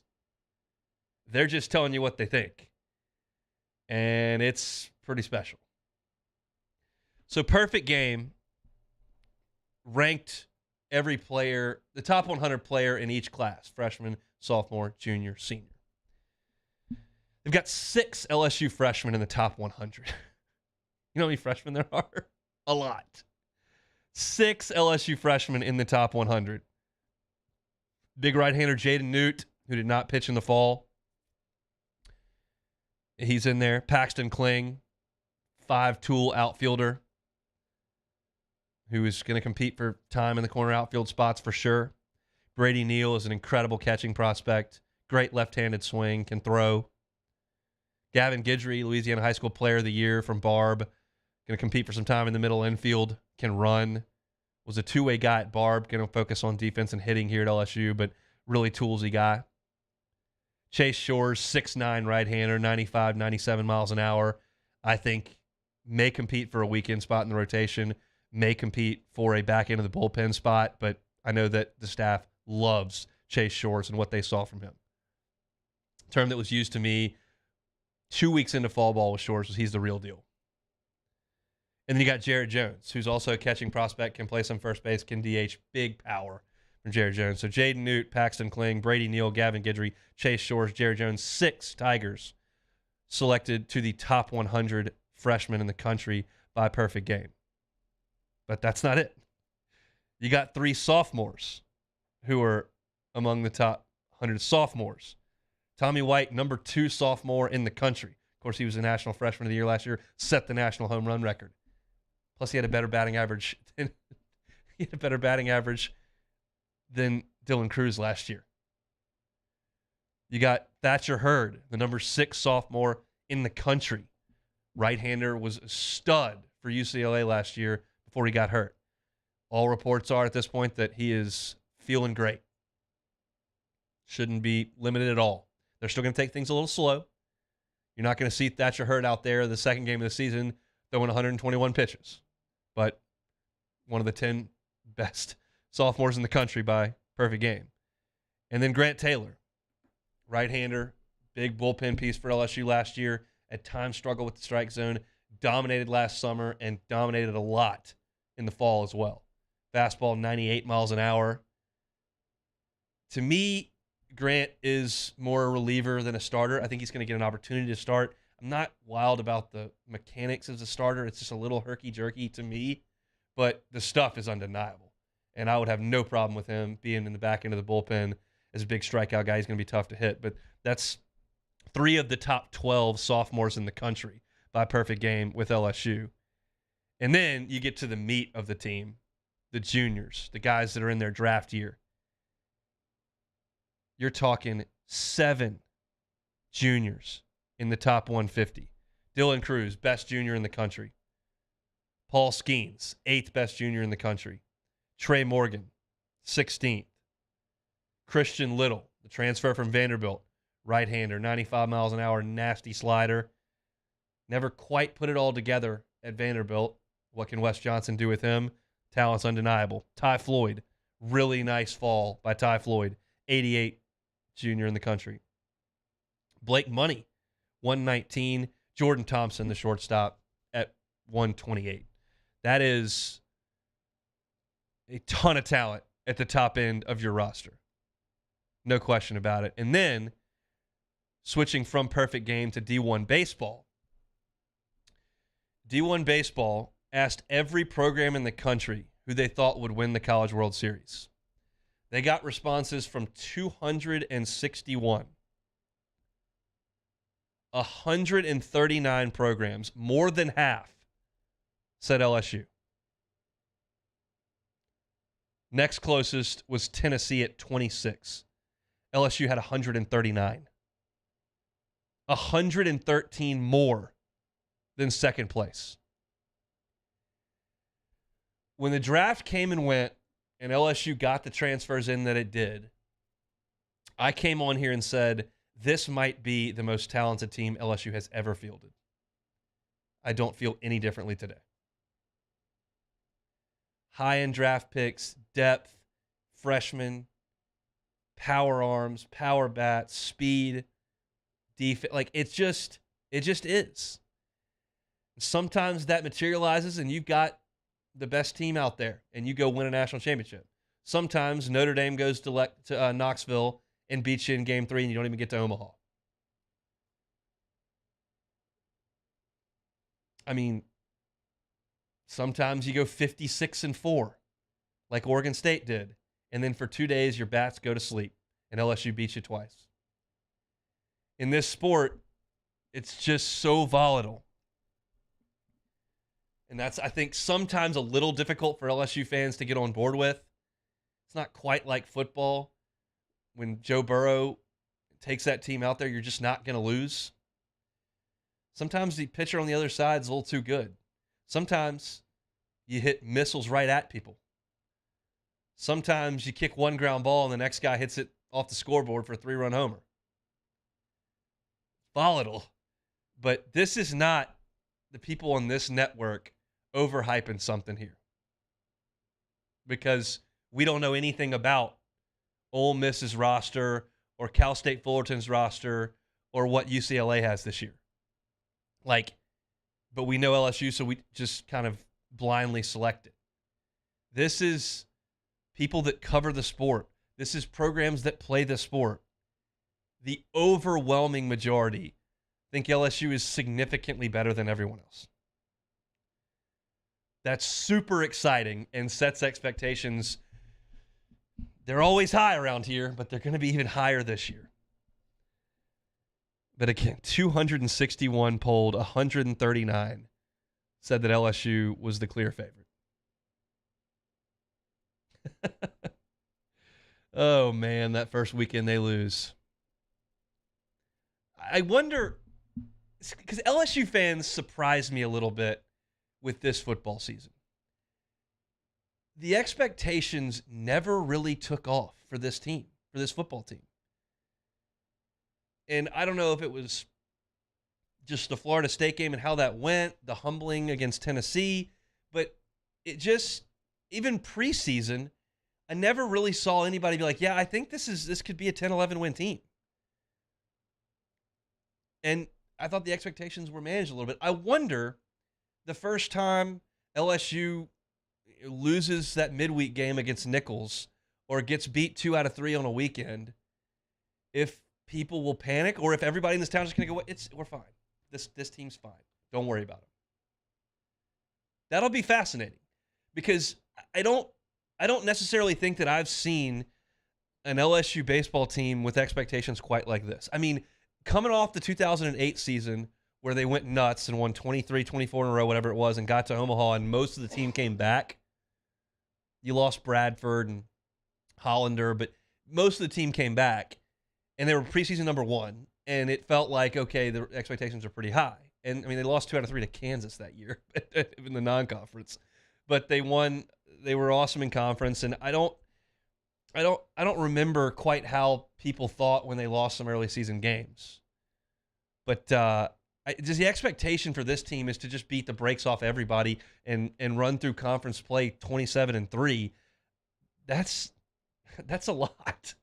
I'm curious what the reaction for fans is going to be when this team does find a way, get beat on a given night or a given weekend, because that happens in a 56-game baseball season. But any way you slice it, this is awesome for this market, for this job that I do. To have the expectations and the excitement level be where they are for this baseball team is really, really fun. And, man, it's not just us that are saying it. It's everybody that's got a finger on the pulse of this sport. Every class just loaded with talent.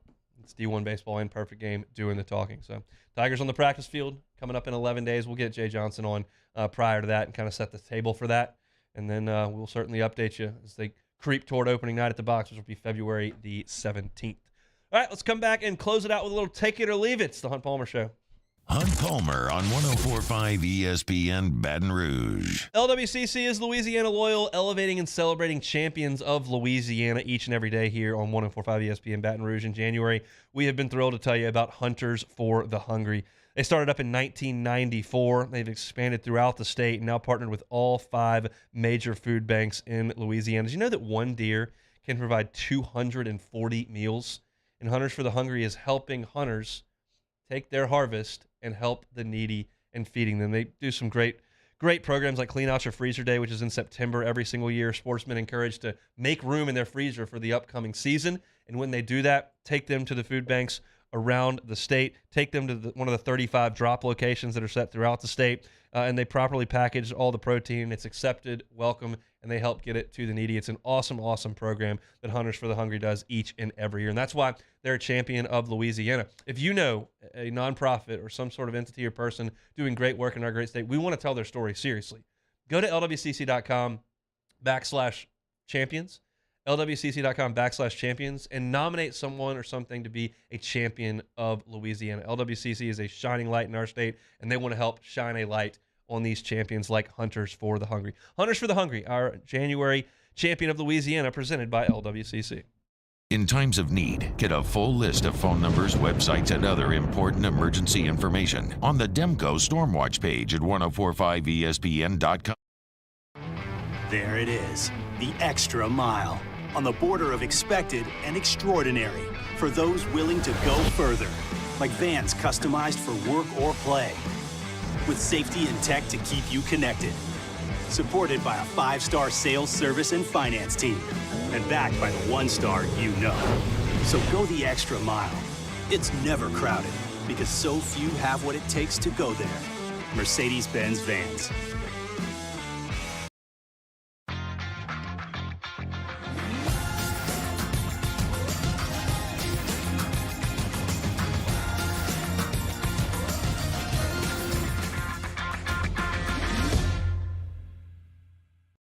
Time doesn't stop, and the world keeps spinning. Community, culture, and communications, the powerful circle that connects us together.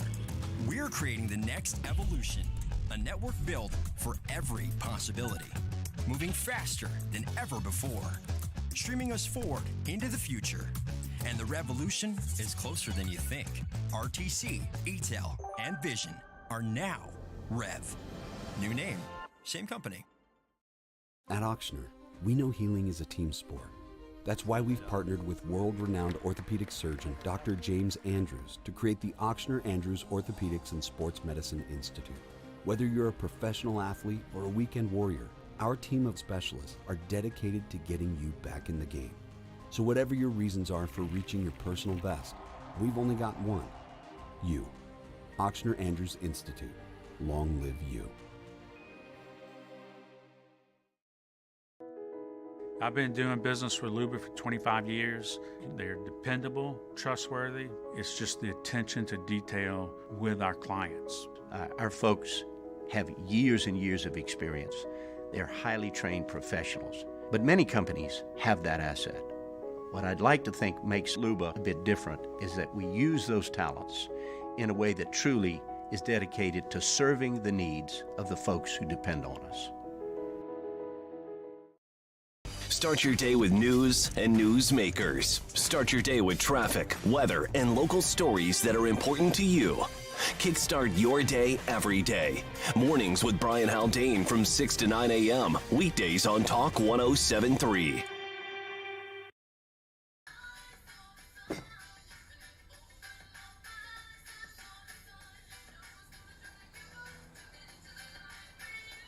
Miller Lite has more taste and only one more calorie than Michelob Ultra.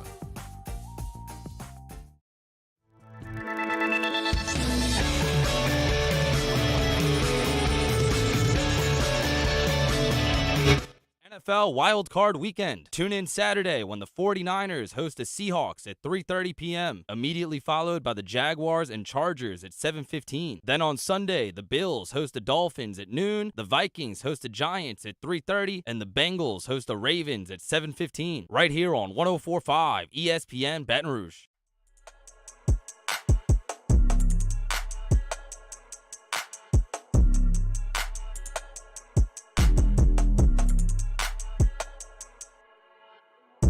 You're listening to Hunt Palmer on 104.5 ESPN Baton Rouge. All right, let's close up shop here on a Monday. We always play a little take it or leave it. Taylor Sharp, let's roll.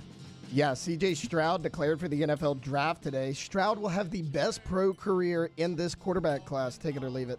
I think Bryce Young's awesome, but I would take C.J. Stroud over Bryce Young, so I'm going to take it. I don't have any confidence whatsoever in Will Levis to be the answer to this question. I think Stroud's got a little bit more size. I was impressed with the games that I watched of him. Even the Michigan game that they lost, I thought he was pretty gutty in that game and made some big-time throws. I thought he was great against Georgia. That one touchdown he threw that kind of reminded me of Bryce Young's in Tiger Stadium this year, where he kind of came out of the muck and made a big play down the field. Can't make a living doing that in the NFL. Going to have to play from the pocket far more often, but he's got a lot of tools in my opinion. I would take him first overall, but unless maybe I was the Bears and thought that Justin Fields was my guy and I might want to trade back. So I like Stroud more than anybody in this class. The White Lotus Season 2, take it or leave it. We're taking it. I watched the entire season on Saturday. Started early in the morning with the kiddo, finished after 1 a.m. It's 7 episodes, and they're all an hour, but I got through the entire thing. White Lotus Season 1 was good, not great. White Lotus Season 2 is great. I would strongly recommend for those who have not seen it. It's on HBO Max, and it is awesome. The White Lotus is the name of the hotel, and this is not giving anything away. In the beginning, the very beginning of the first scene of both seasons, you find out someone's dead, and we kind of build towards figuring out who that is and what happened. And it tells the tale of different people on vacation at this resort, and I think it's awesome. So yeah, I'm all in on the White Lotus. Thought it was fantastic, and certainly was a lot better than watching LSU's second half against Alabama, which I did not. I went straight back to the bedroom and put White Lotus back on because LSU was down 40. So there you go. Horrible transition here. The Simone Augustus statue, take it or leave it. I'm taking it, and I'll tell you this. I was thrilled that so many people came out to support Simone and the statue and the women's basketball team on Sunday. From the pictures I saw, it was a massive crowd. I've not hidden from the fact that women's basketball is not first on my list around here, but we've said long time that if it's purple and gold in this town and it wins, people will show up. Skip proved that. We know football can do that. We've seen it now with gymnastics over the last 10 years. And women's basketball has been that before, and I think is very likely coming right on back there. They had one of the biggest crowds in program history yesterday. They are undefeated, and Simone was the best player who's ever played here. And so she was in college same time I was, and was just absolutely incredible to watch her play. And was a brilliant pro as well, and an Olympian and a gold medalist and a champion, and deserves every accolade that she was given yesterday. And I thought it was really cool that many people showed up. So great day on campus yesterday. Walker Howard visited Ole Miss this weekend. Howard to Vaught Hemingway, take it or leave it. I got to leave this. I hope not. Look, Lane Kiffin was having some fun on Twitter, tweeting some about Howard's commitment to LSU and retweeting the Brian Kelly dance. And I think Lane's he just loves to poke the bear on social media, and that's where he was headed there. Certainly, he's got a lot to sell when it comes to the quarterback position.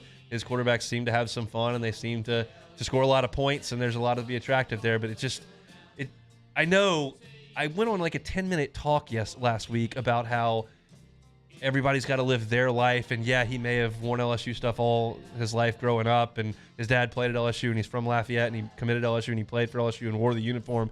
To grow up like that and then go put on the Ole Miss uniform blows my brain. But look, it's the SEC, and it's his life, and if he wants to do it, more power to him. But once again, I'll tell you, you commit to Ole Miss or A&M, one of these teams, as I always say, because I'm petty and pathetic.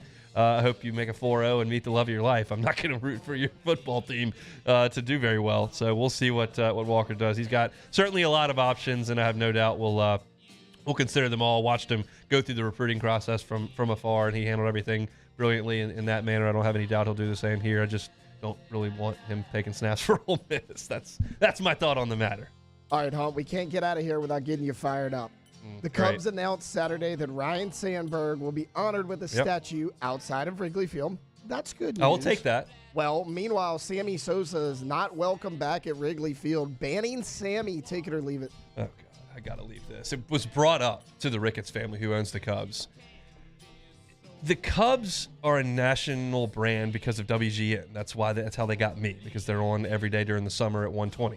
So I was watching, and Sammy was bashing homers all over the place. And there's an entire generation of people like me around this country who go to Wrigley every single year, who watch the Cubs and pull for the Cubs and contribute positively to that organization nationally because of Sammy Sosa.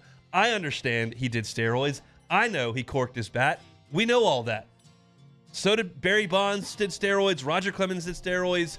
It was just part of the game back then, and it was wrong, and they shouldn't have done it, but they did. Let's just bury the hatchet.